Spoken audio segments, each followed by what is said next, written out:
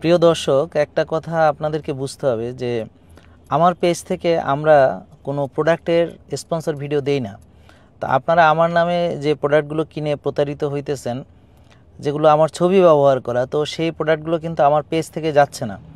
এই বিষয়টা আপনাদেরকে বারবার সাবধান করার পরেও আপনারা যে কেন বুঝতে পারতেছেন না সেটা আমি বুঝতেছি না।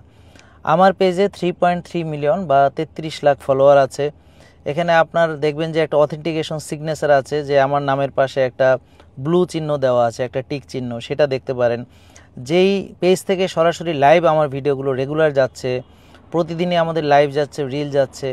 তো এই বিষয়গুলো দেখে তো মানুষ বুঝতে পারে যে কোনটা রিয়েল এবং কোনটা ফেক পেজ।